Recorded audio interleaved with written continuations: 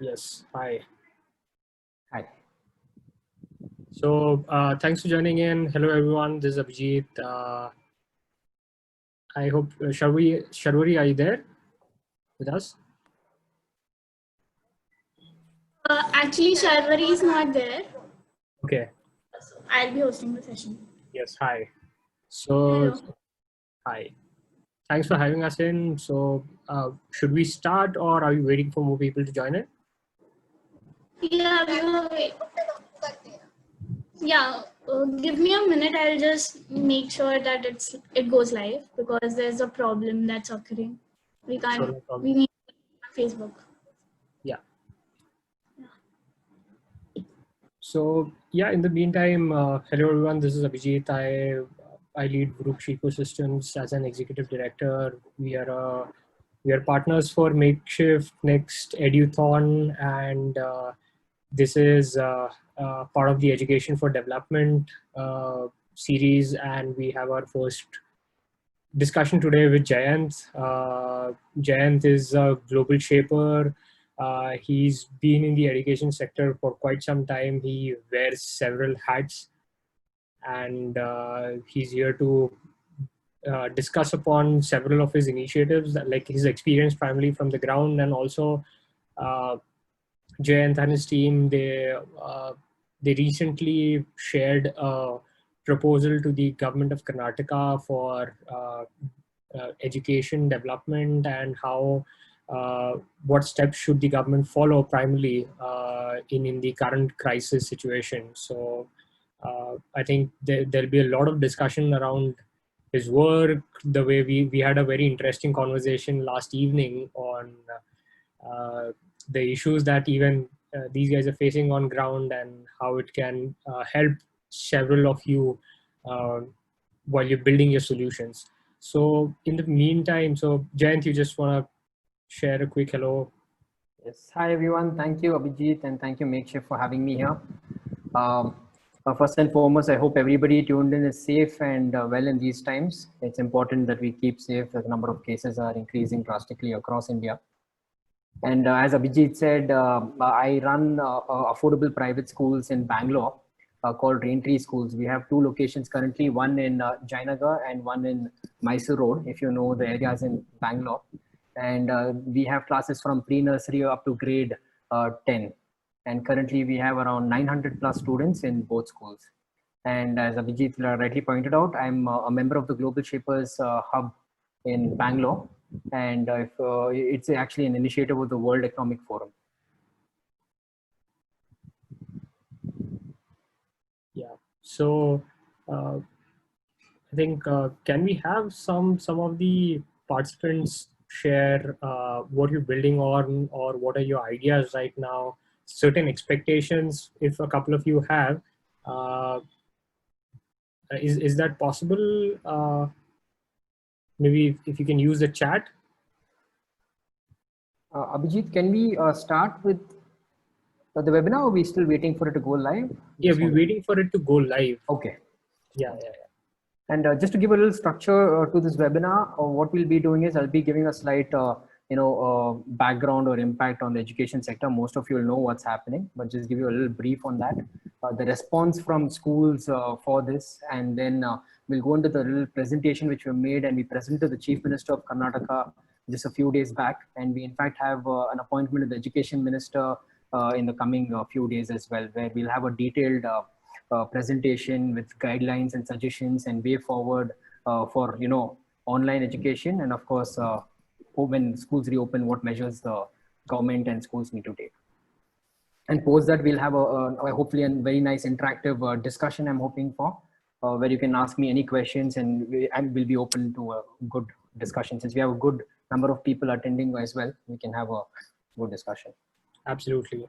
So yeah, maybe in the meantime, while we go live, if you guys can quickly share some of the ideas that you're working upon or a quick one-line introduction. I think Jayashree has shared your, hi Jayashree. So maybe if a quick one-liner introduction and something like the ideas that you're working upon, I think that will also help us to structure the discussion more specifically.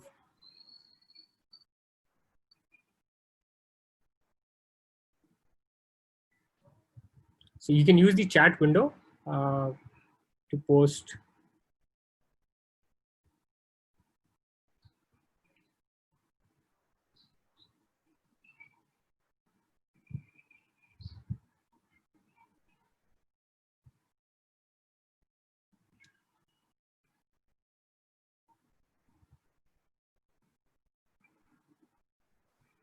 Okay, Radha, is there a possibility that we can allow the attendees to also have a chat with us?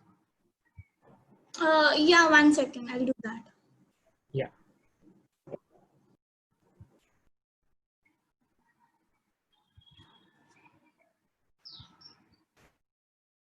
Okay. Hi, Shreya.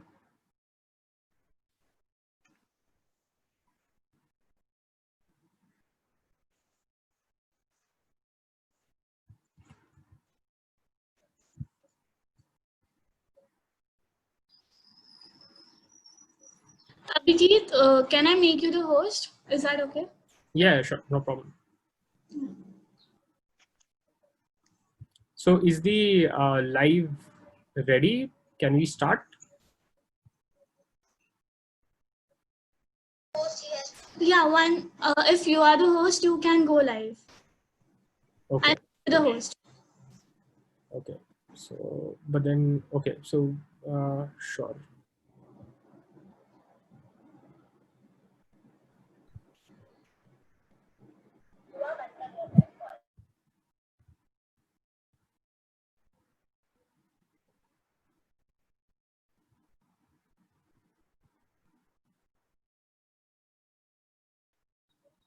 Okay. I think I don't have access to the makeshift page. I'll just put the live currently on my page to begin with. Okay. So should I do it? Yeah, Radha, if you can, I don't have access to the makeshift page. Yeah. Yeah, okay. Sorry. Sorry guys for the little trouble, I think.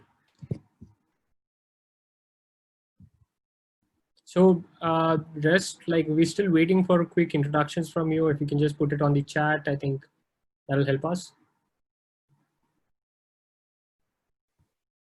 We've got a couple of introductions actually from Jayashree. The volunteer has been volunteering in the government schools and teaching in government schools from 2012. Shreya pursuing a master's and hopes to work with the Anganwadis and education at the level in rural areas. Very interesting. Very nice to have you on this webinar as well. Yeah. So we've got more folks. Like it'll be great to have to know you guys when we are discussing all of this. Maybe any ideas that you have, any expectations. So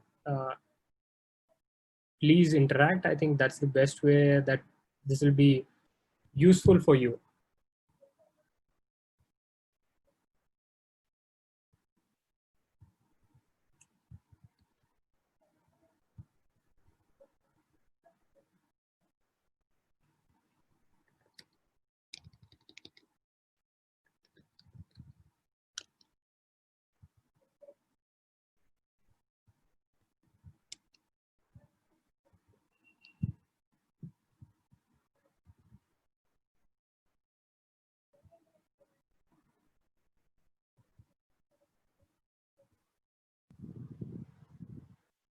Vangi says she's into physics. Manasvi Jain pursuing Bachelor Engineering, currently is to contribute to the education system. Great. Nice to have you guys. Yeah. And I think so. We also have Liz. Yeah. So Liz wants to. She's a college teacher and wants to start school. Okay. So yeah, I think we can go live. We're live. I think there's still issues, but then let's start any which ways. I think there's no point in wasting time. We can start engaging. So Yeah, I think we can put up the recorded version later on. yes. So let me just restart with the introduction and we'll get going. So Hello everyone, this is Abhijit. I am part of Ruksh Ecosystems. I lead the organization as a executive director. We're partners for the next Eduthon, and specifically we're looking forward to innovations which can solve challenges for learning and education in on the ground, and specifically lead towards more inclusive education models, because what we see today is there's a lot of change happening, specifically in the education sector. Like just a couple of hours before, I saw about 3 states have banned online learning, which includes Rajasthan, Madhya Pradesh, Maharashtra, and also there are a couple of more states that initially had said that we won't be continuing with online teaching due to certain issues. I think that's going to cause a huge chain reaction in the entire system, and we need really good innovations that can solve these issues for us. Today we have Jayant with us. Jayant is part of the Global Shapers community. He also runs he runs a chain of schools called Raintree schools, which works in affordable education, and he's going to share his experiences while he's been running these schools before, what's happened during this entire situation. He and his team have also submitted a proposal to the Chief Minister of Karnataka for different education models that could be inculcated in times like these. And he'll be sharing the entire presentation with us, and we expect a lot of you to question us, get an understanding in how can your models really fit into something that can be implemented at a large scale level, like where we are talking about how can a state government or a district government can technically utilize these models, and what should be your thought process when you're designing an innovation for scale. So that's where we have Jayant, who will be providing his insights. Jayant, over to you. Please share about your work, and we can go forward on the presentation then. Sure.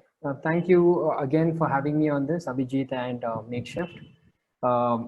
As Abhijit said, I'm a member of the Global Shapers Hub Bangalore, which is an initiative of the World Economic Forum.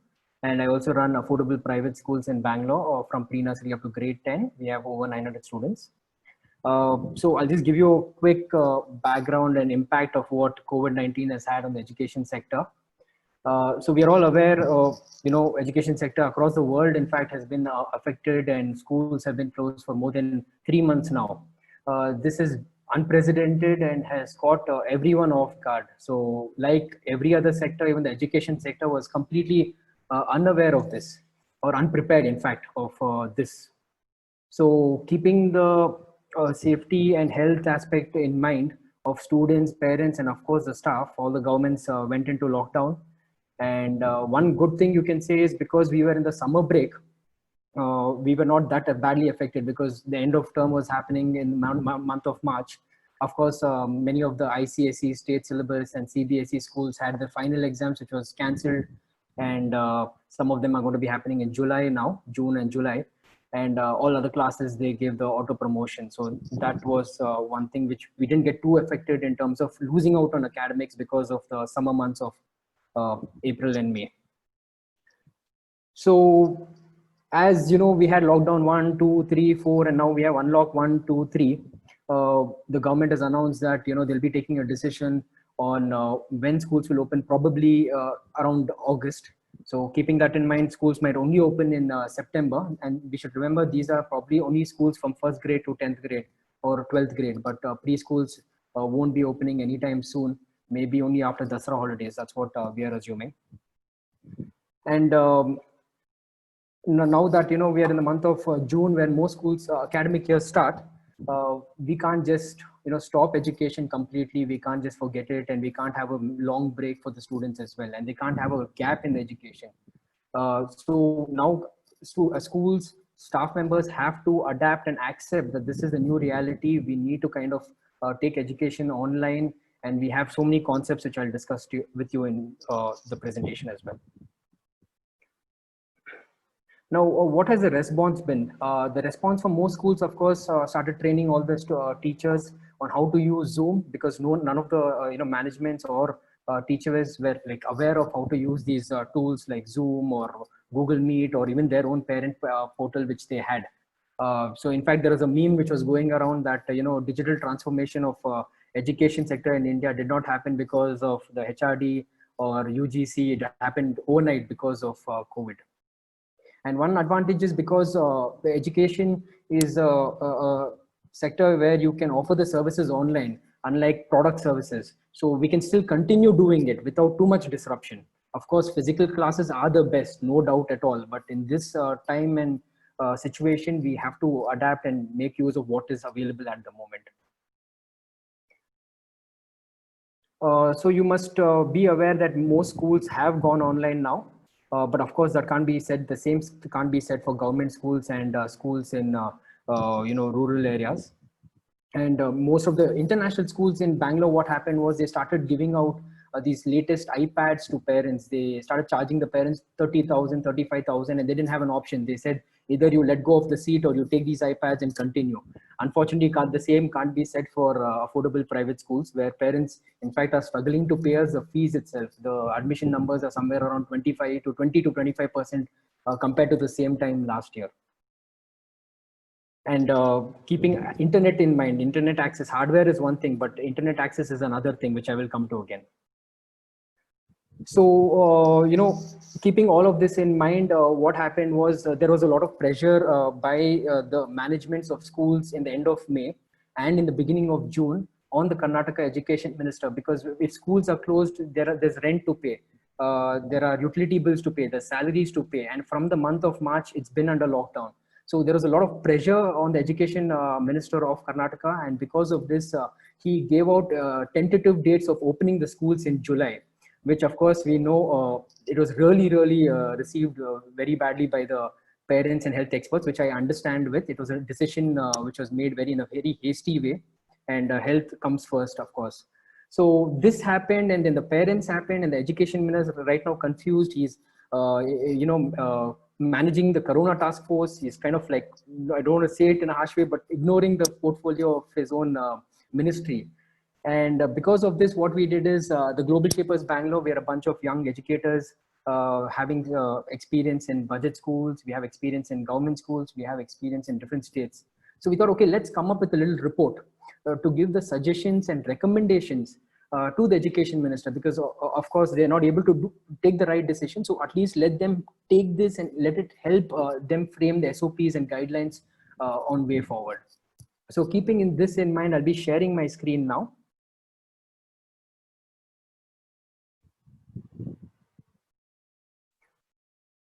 Abhijit, I'm not able to share the screen.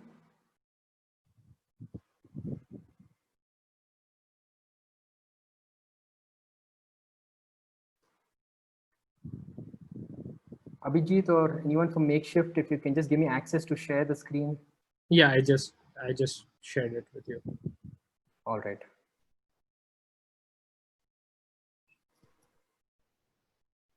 Okay, I hope everyone can see this. Abhijit, is it clear? Yes, it is. Okay. So yes, this is an 11-page report which we submitted. This, of course, with our own experience, what we've been seeing, and we've also done some secondary research, and we've compiled this document. The document is called School Education in Times of a Pandemic, The Voice of Global Shapers Bangalore. Quick recap of who we are. The Global Shapers community is born out of the World Economic Forum and is a network of young people driving dialogue, action, and change across the world. There are a total of 422 hubs across 148 countries. And the Global Shaper community, to keep it brief, there are around 33 members who are quite active and are in Bangalore. There are hubs like this in different cities in India, 15 plus hubs in India, and over 422 hubs across the world. So this report, we have a dedicated team of youngsters from around the city working to transform education ecosystem. In the last couple of years, we launched several education initiatives aimed at strengthening school programs through different volunteer initiatives across the city.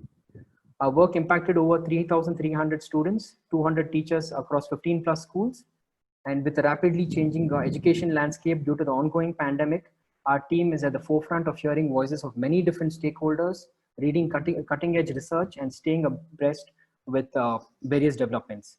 This is a compilation of the voices of our team in the form of crisp suggestions, ideas, and actionables to aid the government to take an informed, inclusive, equitable policies for the future of education.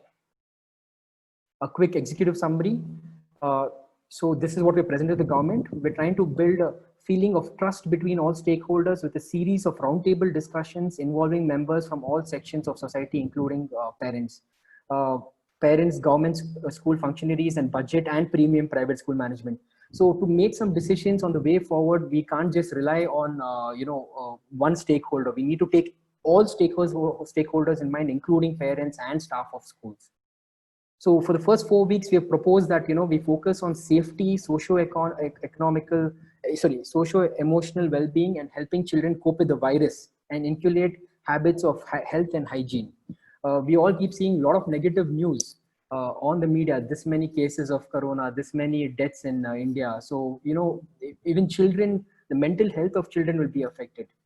Keeping this in mind, we launched something called the Happy Newsletter, which was launched every Wednesday, which said how many people were cured, how many people are out of hospital, and sharing some very nice stories of recoveries. And this is all by children. The content was by children. We made a three-page newsletter and shared it across. So we try to spread some happiness as well, because the whole media, you switch it on, either Arnab is on a debate or there's a lot of negative news going on there. So we kind of created this.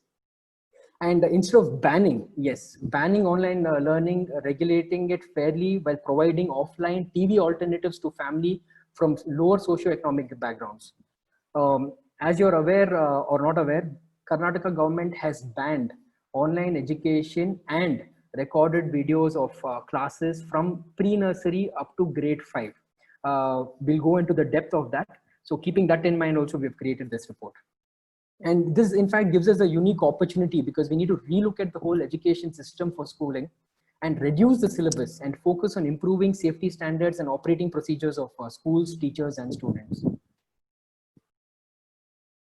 So the first and foremost thing is, yes, we have several stakeholders involved, but the one most important stakeholder here to keep in mind is, of course, the child. So keeping the whole child at the center, we need to look at all aspects of mental health, physical health, cognitive development, identity development, social emotional development, and academic development together. So this is what we have kept as a center for this whole report.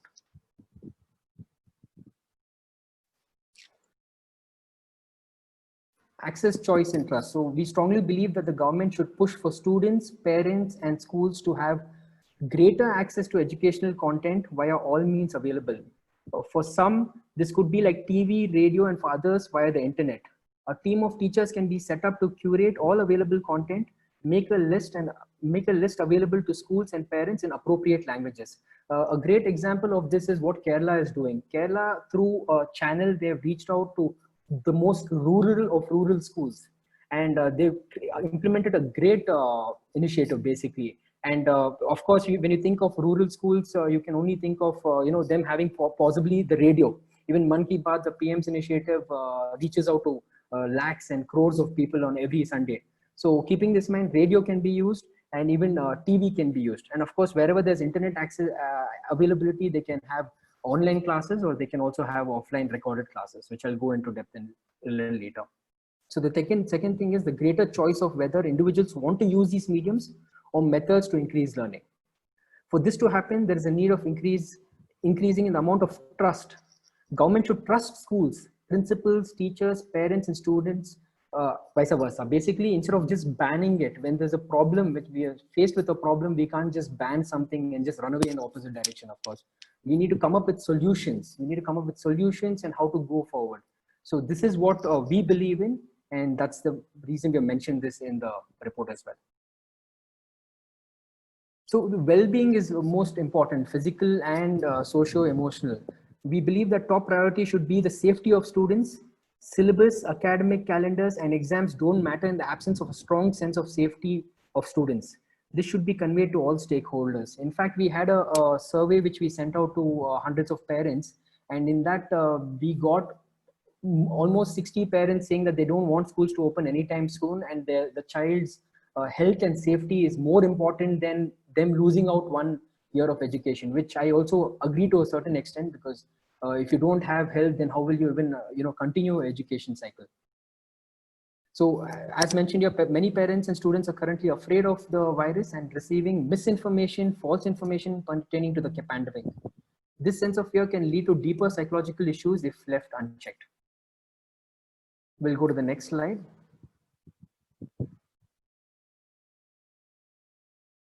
And this is quite important. So cognitive and academic development.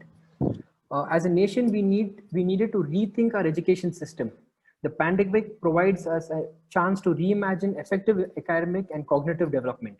We believe that the primary focus in the short term should shift towards pandemic preparedness, and in the near future towards developing a wide range of practical knowledge, skills, and ability. Like I mentioned earlier, this gives us a unique opportunity to relook at the whole system. So we believe that the syllabus should be reduced. This is a good time to relook at it. We need to reduce it. And this academic year especially, we probably have to slash 50% of the syllabus. Developing the knowledges, skills, and abilities can also be done. Doing projects, internships with organizations functioning online right now. So there are beautiful organizations already doing some great things online. Instead of reinventing the wheel, we can just take these programs and implement it. We don't need to do everything from scratch, because there are some beautiful organizations out there who are already doing some great job. And the second thing is submission of research and learning essays. For example, if you plant a ragi in a pot, ragi is a millet which you get. If you plant it in a pot, children can monitor the water consumption, growth phases. These have been done by some schools already, but now since children are at home, parents are at home, they can do it live with their parents and see the plant growing and learn at the same time. Book reports for younger grades suggest authors they need to refer. So you can share a lot of a list of books which they will enjoy reading. That is good to improve the vocabulary as well. For grades 4+, the assignment can focus on developing a game or conducting home experiments. Assessments. See, assessments is very important. Online education is one thing, but how will you conduct exams? How will you conduct the formative assessment, summative assessment? So basic multiple choice tests and short answer questions to be done using probably Google Forms. We've had great success using Google Forms in our school. Google Classrooms, or even the school parent portal. Many schools will have their own parent portal. And also there can be a moratorium on exams till the crisis subsides. It's just how like we have the moratorium on EMIs. Maybe that can be extended to exams as well, probably for the first or second term. And textbooks and notebooks. So government state syllabus schools where the government textbooks are used, the government should make these copies available online and or on Google Drive. We have done this for all our classes. And of course, hard copies to be given by schools when they are available, because now the whole supply chain is disrupted. And we think this is a solution at the moment. We have another 3 slides to go. I hope I'm not too fast. Okay, so educational technology. Now we have to rely on technology if we like it or not. There is no other go at the moment. And I'll give you a brief on that. Many parents believe and they cannot wait for, we believe that we cannot wait for a vaccine to resume education. A vaccine is a minimum of 12 months away. The vaccine or 0 cases of COVID is many months away, and if not years away, with a threat of a second wave hitting in a few months. There are some countries where there is a slight hint of second wave, which might happen later in the year. So until then, we need to adapt to continue education. We need to align with our Prime Minister's objective to drive digital India. For this purpose, some of the following concepts and steps we've recommended below. So the Prime Minister is pushing digital India from the last couple of years. So why not push the same thing in the education sector? This is the right time to do it. And this is the right time to go forward instead of banning education. This is what we strongly believe in. And me being from the IT capital of India, Bangalore, we should set an example. That's what we feel, and that's what we inform the Chief Minister as well. So just a quick look at how education can be used during this time. So setup of technology can be used during this time. So setup of helpline numbers at block levels. Every area has a BO, the block education office. They can set up some helpline numbers to help staff and even parents with various queries. Even schools can do this at their schools if they have the option. So create virtual platforms to share best practices among teachers during COVID. Many of the teachers who probably find it a little tough to do this, because we have seen pictures and videos emerging from across the country and across the world that, teachers have to adapt and, instantly overnight learn how to use online classes and do recordings. So maybe if we put out some guidelines, we do a lot of teacher training on how to use the computer, how to use online classes, and give them best practices, that will definitely help. And a combination of online, that is asynchronous method, and offline synchronous method, and offline asynchronous method is what to be implemented. That is called blended learning. As schools are closed, we need to have a combination of both. By offline, I mean recorded classes. And we recommend online classes for grades 3 and above, with strict guidelines by the government, including the duration of screen time and frequency of class. This should be implemented in a staggered manner. Many schools have already implemented online classes with great results and appreciation from the parent body. So many of the parents have also, in fact, complained that the schools are taking 3 to 4 hours, 5 hours of online classes. Let's be very practical. That is not possible. Maybe 1 or 2 hours of education every alternate day is something we recommend.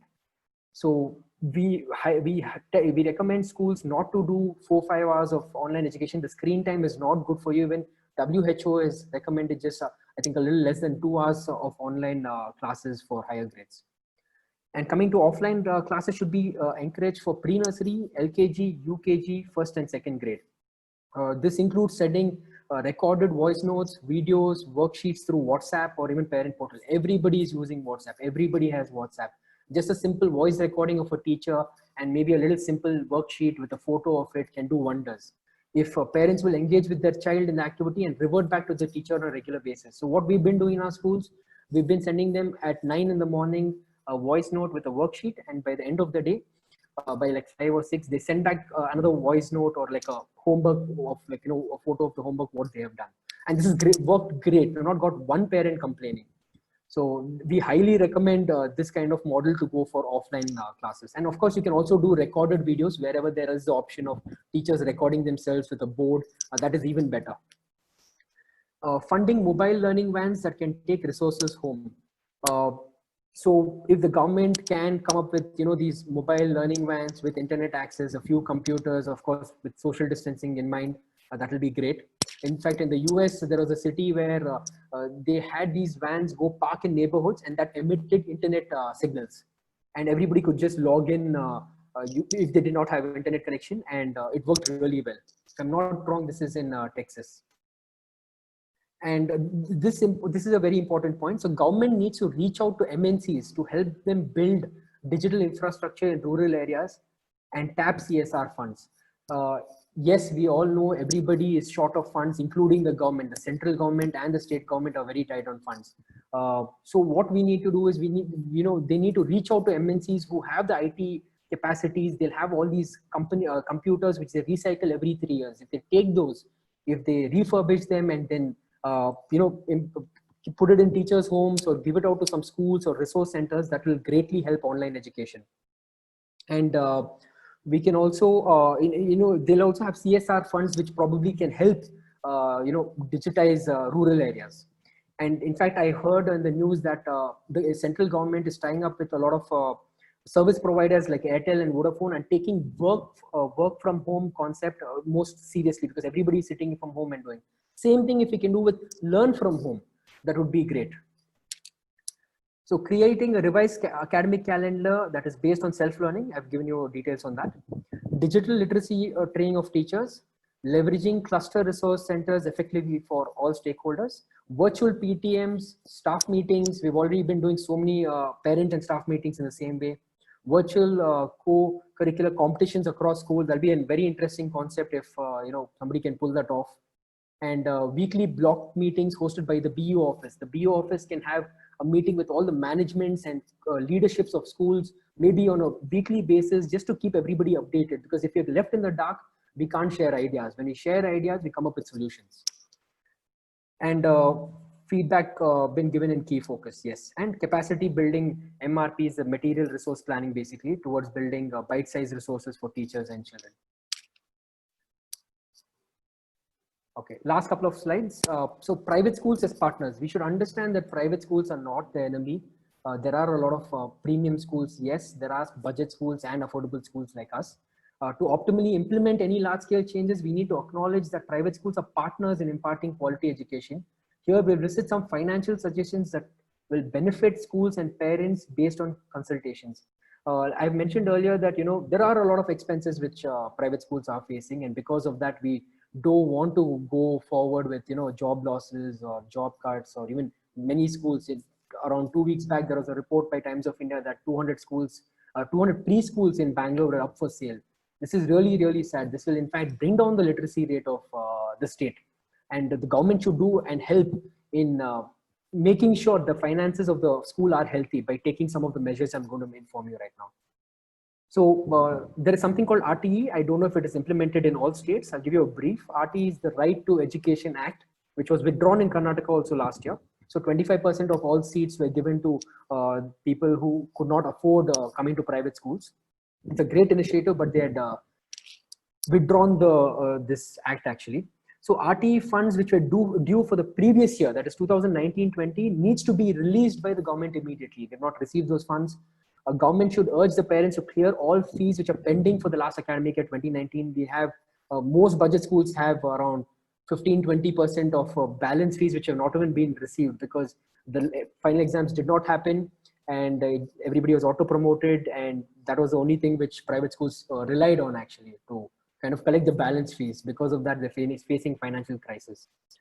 And students should encourage parents who are able to pay the fees and support the school. Any amount will help, because even teachers are parents in fact, and they need to support their homes as well.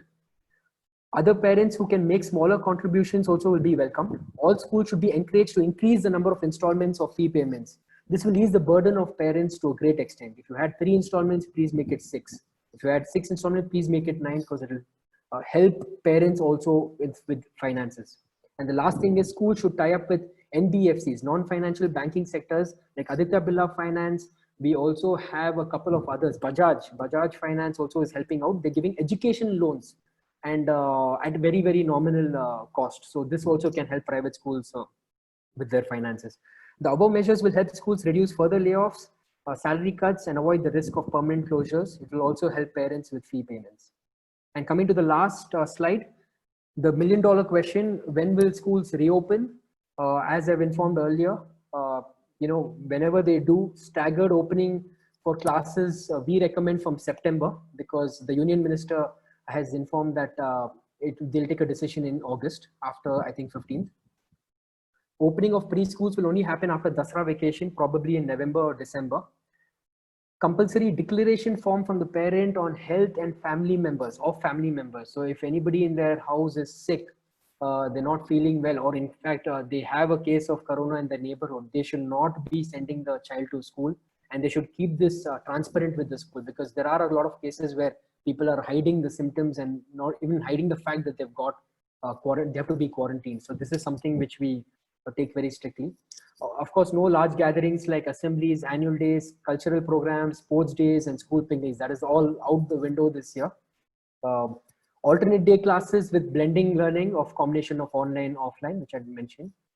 Staggered timings for entry and exit, so that we don't have a clash of students coming in, going out, including staff members. Social distancing, mask compulsory, temperature check at the entry, hand sanitization compulsory in the beginning when they're entering the school, and also should be kept in the school. We recommend don't open any schools in containment zone. Minimum of 2 to 3 students per bench. I'm assuming it's a big bench of 5 to 6 students. You have to cut it down to 50% and increase the space between them. And this concept of training women volunteers to be community teachers and education implementation volunteers to ensure effective implementation across government and private schools. The CBSE board asked the PE teachers to act like bouncers to ensure that students are maintaining social distancing when they're entering the halls. So, keeping this in mind, maybe we can get volunteers to help out, because once school's open, we need more help. The easy part is, in fact, online classes and offline classes is one part of the challenge. But believe me, when we are opening schools, that is another challenge which we need to look out for, because that is going to be even tougher. So with that, I will just end this presentation. This was also members of the Global Shapers, Harish, Prashant, Neeraj, myself, Gayatri, and Surabhi helped out. Thank you. Sure, thanks. Vijay, Thanks. back to you. Yeah, thanks, Jayant. Could you please help me and just make me host again? Just 1 second. Yeah. So that was an amazing understanding. Like I read through your paper, but then now that you've understand it so well, I think it gives me a lot of like ideas and thoughts that could be pushed across. I had a bunch of ideas also coming along. I was constantly thinking that maybe like while we have there's well, you said that there's television or channels that are showcasing different educational content. Could we also probably have something like a newspaper which has a page dedicated to different classes? I think could that be used, so you don't again you don't have to spend time in front of a screen. I think why not, that could be a good solution to that. So yeah, we have some questions also coming in. So maybe we can take a couple of questions. We also have Pearl, who has joined us from the Kampala hub. She represents 40 Days, 40 Smiles Foundation, where they work with a lot of low economic background students, and they've been doing amazing work this entire time. So we can quickly take a couple of questions and then move over to Pearl's introduction and what she has to share. So I think, yeah, we have, so Radich shares that, can we have a copy of this paper? So Jayant, if you can point them towards a link, something like that. Definitely. What I'll do is I'll just drop my email ID in the chat here. And if you can just drop me a short mail, then I can send it across to you, because we are planning to put it up on Google Drive and share the link as well soon. But in the meanwhile, you can just drop me a mail. Sure. So okay. So Paul, do you want to please go ahead and share about your work? So quick introduction about Pearl. She's from the Kampala hub in Uganda. She's also part of the Global Shapers initiative. She's been working like for she leads communication for the foundation, and which has been working with about 2,000 kids, if I'm not wrong, helping them in education, entrepreneurship, and overall learning. So Paul, over to you. Could you please share about your experiences? Thank you very much. I hope you can hear me and I am clear and audible. Loud and okay. My name is Gahwera. I am the head of communications at 40 Days Over 40 Smiles Foundation. This is basically a non-profit organization that supports children in the low-end communities, which are usually called slums over here. And the whole idea is to just make a difference in what their future looks like. Because when you grow up and your parents, didn't go to school, that's all you know. If everyone around you has a certain background, you cannot visualize beyond that.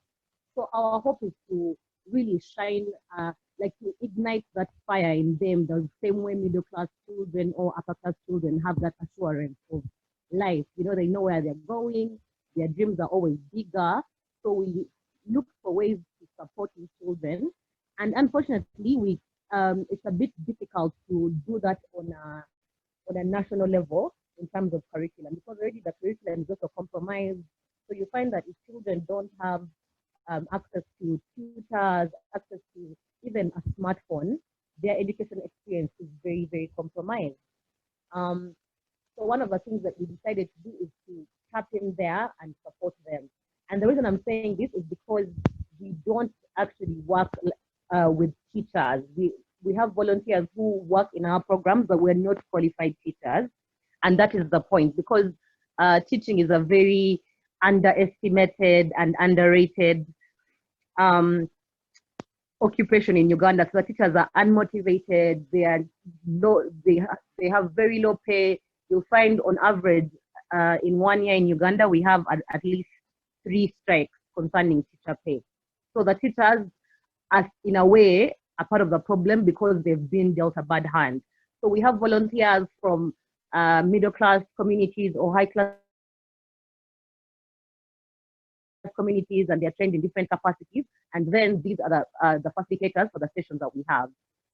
We developed a toolkit which then guides the sessions that we have, but it just focuses on things like public speaking, learning in a new perspective. So for example, we'll use movies, we'll use songs, we'll use poems, whatever it is, to teach a person versus, just cramming, which is again a very prevalent challenge in Uganda. A lot of us cram, and once I finish the exam, then I don't remember, like I have no use for it at all.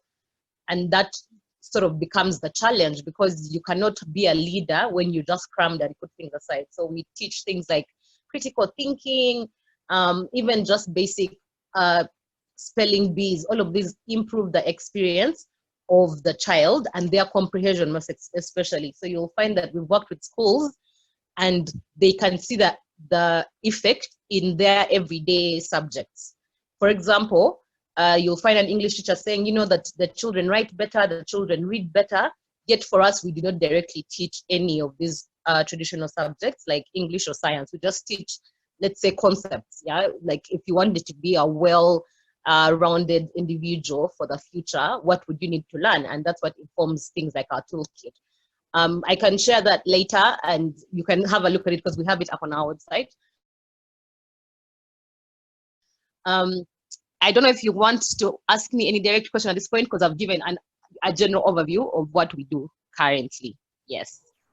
Yeah, so I had, so what kind of technology tools are you using, or what's the, how's the content that you're pushing it out at a very local level? Like how are you pushing, what's the thought process there? Okay, so right now, and again, I must state that our organization in comparison to what you have presented is like a tiny, bit in the system. Yeah. So we work with about 6 schools, and we have not been able to support them in any ways, although we are working on something. And that's how we also managed to sort of engage, because we're looking for solutions. Because number one, this has never happened in the reality of the world, at least our world of Kampala. So we're just in the process of accessing this. And we're applying for some grants, and we hope that we'll be able to get them. But also the grants are not even just for our program, because our program is, not to say an insignificant thing, but it's sort of like on a whim, because what we teach is not set in the exams. However, we are hoping to support the schools that we are affiliated with material. So we're applying, we're hoping to get grants for radios, for televisions, for phones, things like that, because the children that we work with, they have like maybe one television in a full community of like 50 people. So that means even if, yes, we do have some lessons that are going on national stations, both radio and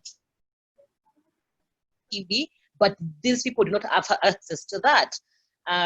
Then we also need to support in terms of livelihoods, because again, these are people who would normally live a day-to-day lifestyle. Like you make the money today and then you eat it and then you continue like that. They don't have money. There's no layaway plan for them.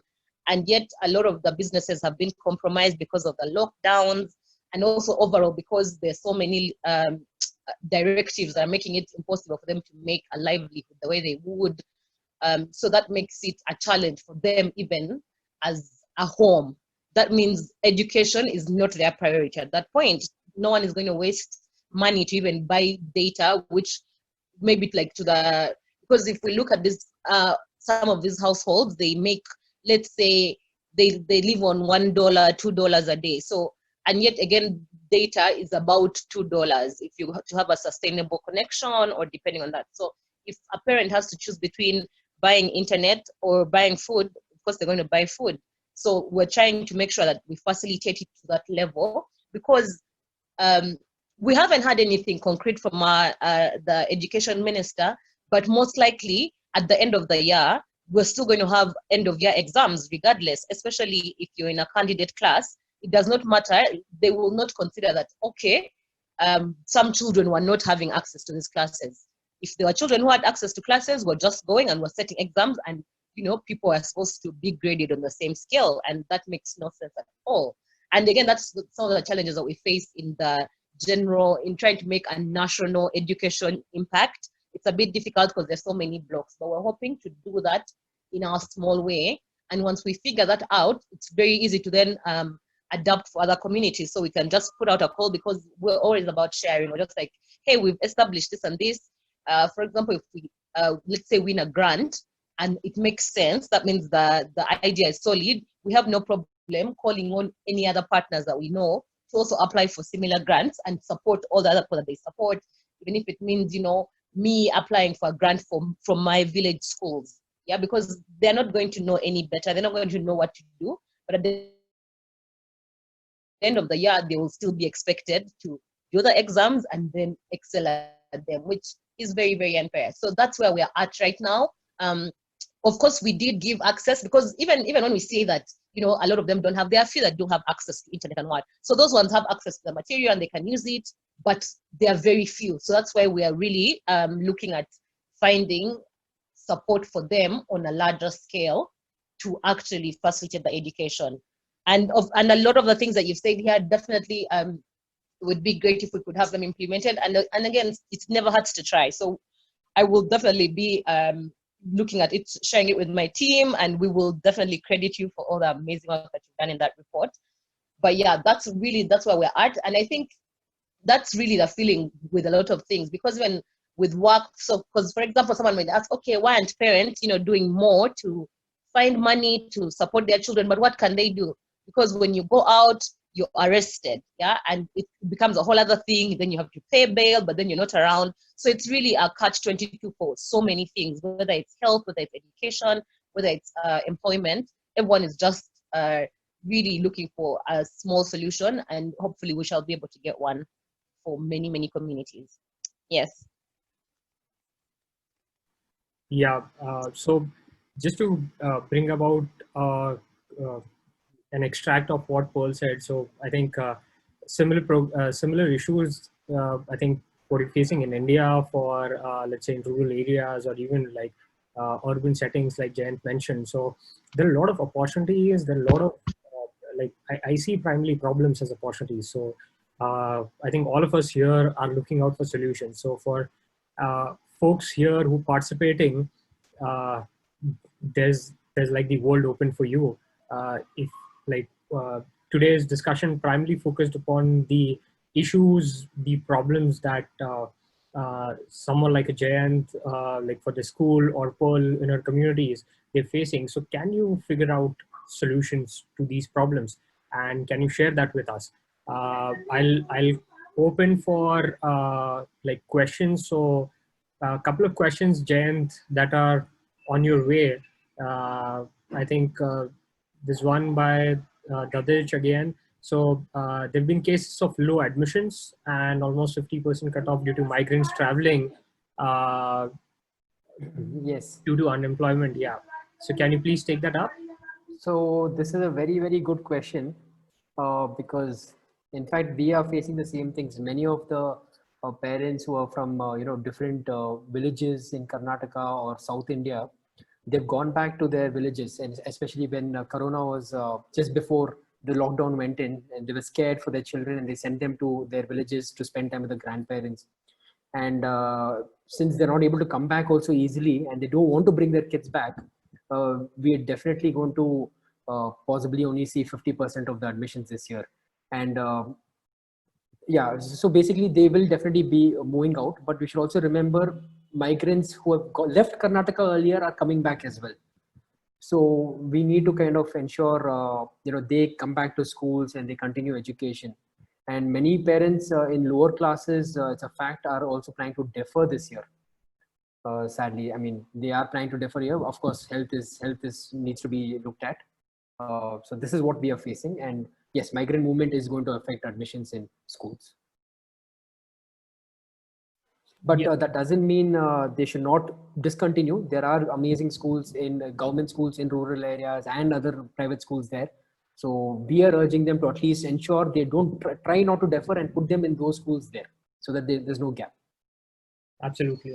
So I think I think this has been a major issue that's been discussed on a national level, that migrants moving back, and there have been like livelihood issues for primary families to survive. And second question that obviously comes down is education for the children.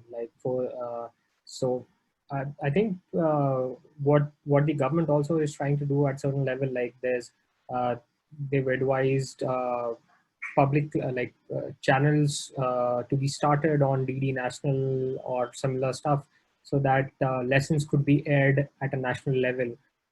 But we also need to think about the boards, like state government to state government, the curriculum differs, and obviously that will also have an impact on the exams that they'll appear for. So I think there could be some sorts of tools that can come up which can assist these students wherever they are and keep learning. I think something that we've been also internally working on is a low data, no data solutions for learning, and that's worked out for us at certain level. I think Shreya here shares that how do you think we can approach parents in the rural areas to create awareness about the importance of education? And a lot of parents might be pulling their kids out of school. So any thoughts around that? I'd like to just add, in fact, Pearl also had mentioned, the first priority at this moment is health, putting a roof over your head, getting some food on the table. Sadly, that is the main priority right now because of financial situations. And, discontinuing with education for some time or a year also is something which everybody is, including people in rural areas, are contemplating and considering. So this is the facts at the moment. We need possibly some organizations to reach out to them, to ensure that some kind of education continues. And we should remember, before all of this, we also had parents who used to stay back at home, and parents are at home now as well. So even if one parent takes some time in the evening to, teach their children something, that is good, because in Bangalore, the case is that, now even LKG student is going to tuitions. This is pre-COVID. So sadly, that is the case. Before, it used to be only people who needed some help. But now even LKG, UKG students are going to tuitions because the parents don't have time. And now that they've got the time, parents can go back to their role of at least taking some time, spending some time with the children and educating them. Absolutely. So yeah, that's there. So does anyone else have any more questions? We could take that up. So I think this has been answered. Yeah. Any more questions, or like we can close then? So couple of thoughts. Sorry, just one more thing. Shubhangi had mentioned 2 or 3 students per bench. Is it safe? So the thing is, we need to understand the school as well. Like if we have 100 students, we can maximum have a 50% of them in the school at one time. So if there's a bench of like 6, you need to kind of space them out, keep them in alternate benches, and we need to figure it out. Because if you plan of opening schools also, you can't have 3 batches. You can maybe do 2 batches, but it's impossible to have 3 batches. It's going to be very, very tough. For the teachers, it's going to be a lot of strain. The management's also a lot of strain. So keeping that in mind, that's the reason I've mentioned 2 to 3 members per bench. I'm hoping at least 2. It's a big bench. I'm not talking about a small bench. Right. So yeah, Amrita shares about preschool. So Amrita, could you just be a little more specific about your question? I'm just allowing you in. So what do you think about preschool? Amrita, could you just share a little background on the question?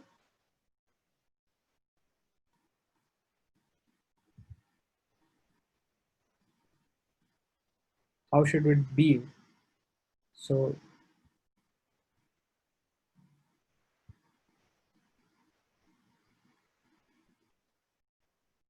Jayant, do you want to take that up? Sorry.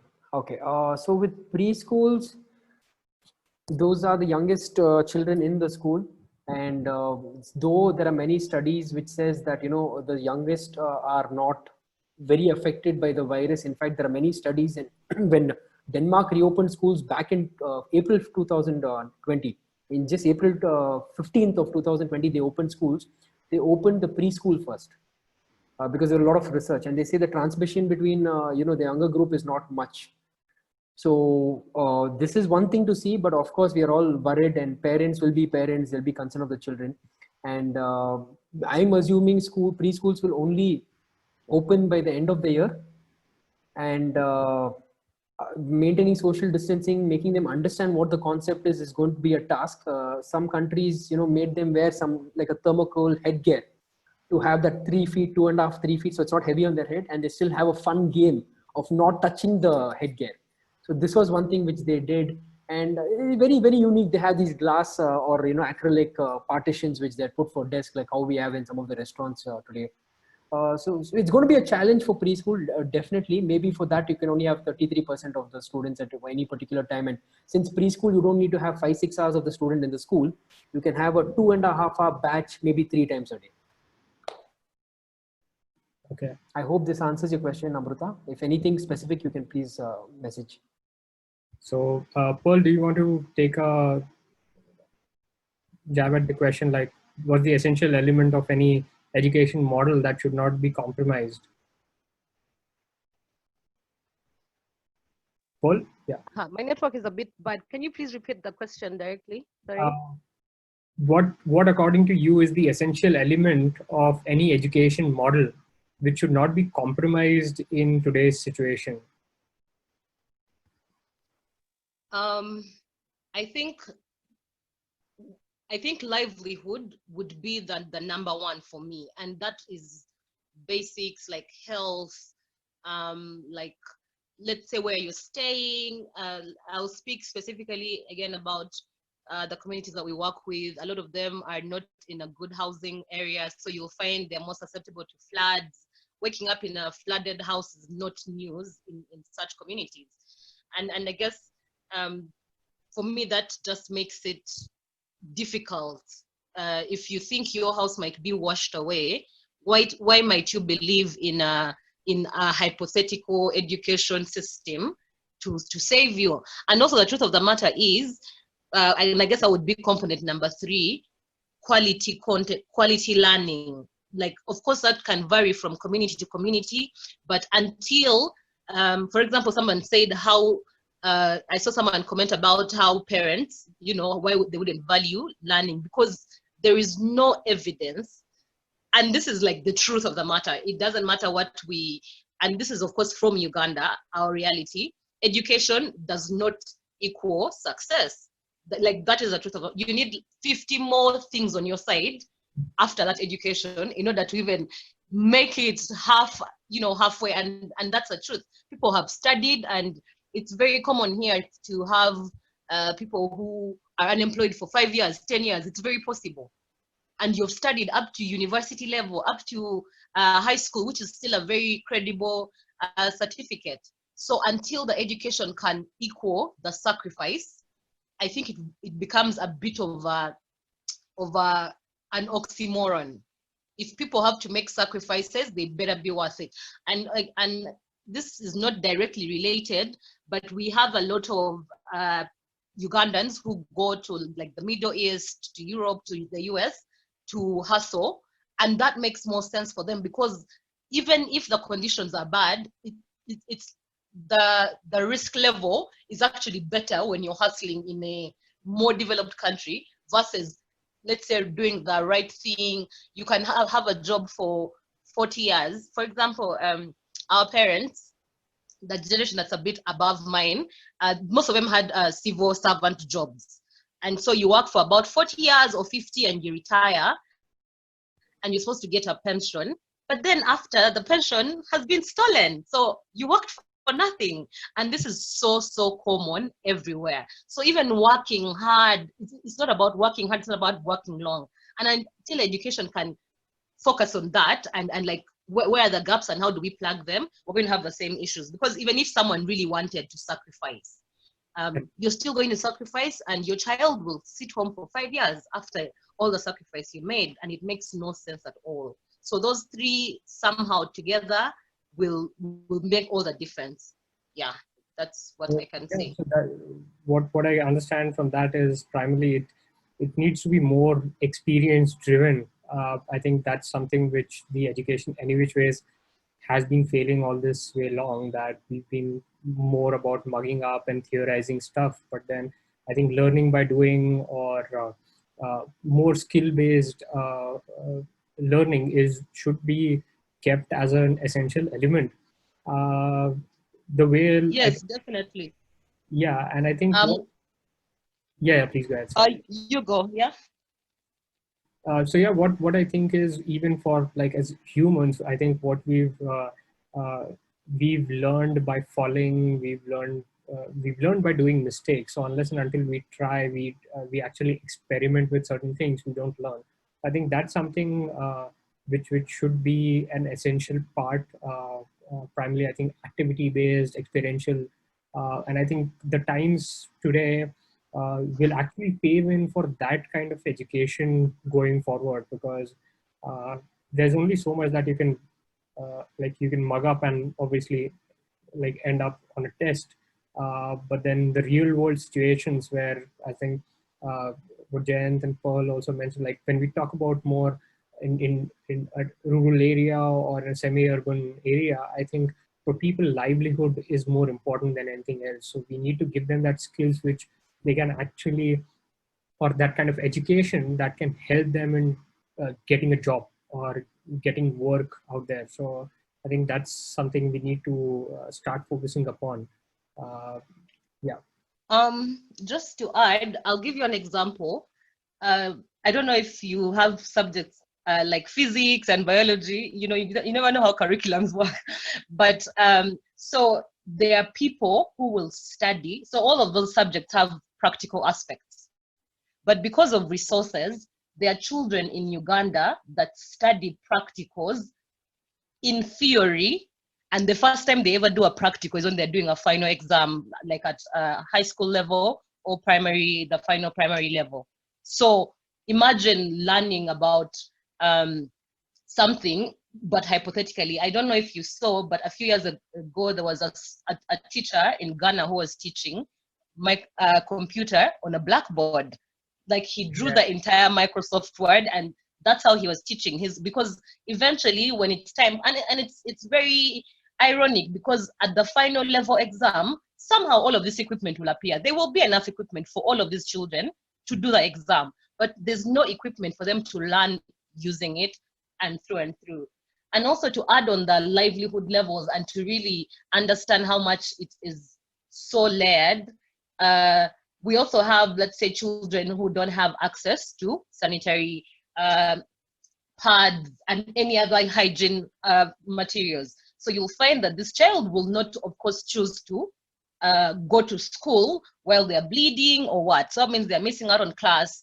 And then eventually they are also, they'll either lag behind or they'll fail in class. And then you find that can also play a role in child marriages, because a lot of the times, even children who are married off young, it's because they tell them that they are stupid, quote unquote. So you may as well go and do something that you can be good at, because as a girl in Uganda, you're raised from the start to please your future, husband. So of course, by some default, you'll find that the girl is better at those roles because she has been doing them for longer. So, and then class is a struggle. She's missing class because of periods which are every month. So there's so much class that's missing. And then it just becomes a whole other gender issue of that's how, women belong in the kitchen.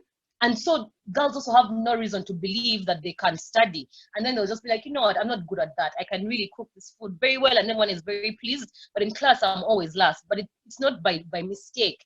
Again, because of gender roles, you find that girls have more chores to do before school or after school than their male counterparts in the same home or of the same age. That means you barely do homework, you're tired. How will you excel in school? So it's a full livelihood issue in so many levels that needs to be like encompassed like that, because these people, even if you even just throwing money at them will not be the solution, because if we want people to actually change from within and then inform their communities and do better by their communities, it will have to be something that's done step by step. And I know my friends are always telling me I have a very socialist and idealistic mind, but it can be done. I still believe that I'm optimistic.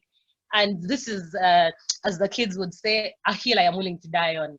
Like, it's so important. It's not just enough to just have a paper and just take it there, because even that has shown so many problems. Recently on Ugandan Twitter, we had an outburst about what would be considered the best quality schools in Uganda, and the bullying and abuse and harassment that goes on in these schools. And these are people who then go on to be leaders. Of course, they're going to be corrupt. Of course, they're going to be thugs. Of course, they're going to be deaf towards all of these injustices, because that's all they know. They were harmed into them, and then even them, they'll continue to harm into other people, and the cycle will never end. So this is a thing on so many levels. But I think a good place to start would be to how do I call it?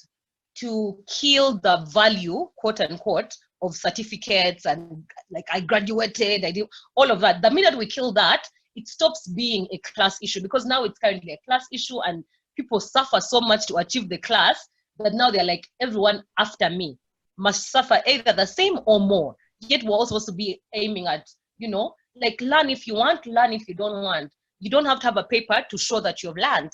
You need to just have the skills and do the thing. And until we can remove that level of the power of the certificates, we're still going to end up in these cycles. And again, we've seen the stories of the Ivy League, you know, people bribing for Ivy League. There's so many. I'm so sorry, you people. I know that I could say that, I could go on and on, but you get the point. We need to like kill that class aspect of it and let it be about learning, which is what it's about. If you qualified, you get in. It will make things easier. You'll find even more people will have access to scholarships, because no one currently, apparently, people pay to get scholarships. I'm so confused. Why would you pay to get money? I don't think that's how it works. At least that's not how I learned about it in Commerce 101. But yeah, so as you can see, it's a very layered thing, but slowly, you know, tearing one part away, we can, I think, do it eventually. Sure. So thanks. That is really amazing to hear. I think yeah, it'll take a lot of time to get that out of the system, but I think all of us are hopeful that it does. So closing in, I think we've got another session also starting up. So Abhijit, if I could just have a minute. Yeah, sure. To just give my final remarks and then you can conclude. Yes, I mean, I completely agree with what Pearl is saying. This is the need of the hour. The whole way education is being implemented has to change. Gender equality is, in essence, like it needs to be looked into for, you know, both all genders basically. So we need to look into that. So thank you for bringing that up, Pearl. And just the final thing is basically this academic year, we know, you know, we all educators need to adapt and accept, including all stakeholders. There's no other option to survive. I mean, the education sector needs to adapt and accept what's happening. Blended learning is the way to go. And this gives an opportunity for us to relook and restructure the whole education system, remove whatever is unnecessary, bring gender equality in, give access to education to everybody. So maybe this is a wake-up call. Yes, COVID has ruined, you know, we've lost a lot of lives, and a lot of livelihoods have been ruined as well, and economies are down. But maybe this kind of be a wake-up call to us to, you know, relook and restructure the whole education sector. And in India, we have the new education policy, which is going to be built in the you know, Parliament soon, and even the national curriculum program, I think, which will come in on 2021, 22. So hopefully we have all these new reforms in those. and we are hopeful that we can take it forward and we can continue education in a good way. Thank Absolutely. you. Yes. So thanks, Jen, for those comments. I think we need to have a larger chat after this. I think Definitely. there's a lot there's in common, and I think for all the attendees here, I think this was.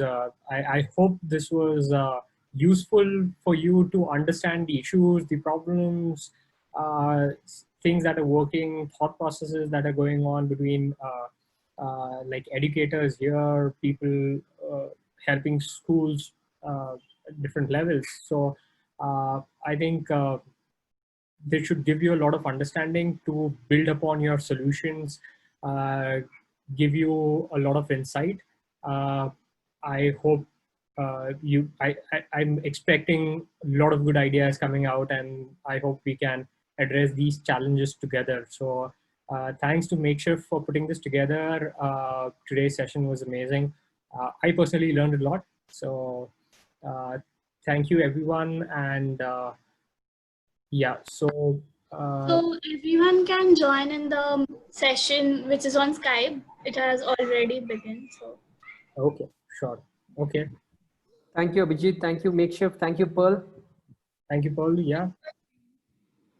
Thank you all. It was amazing. Yes.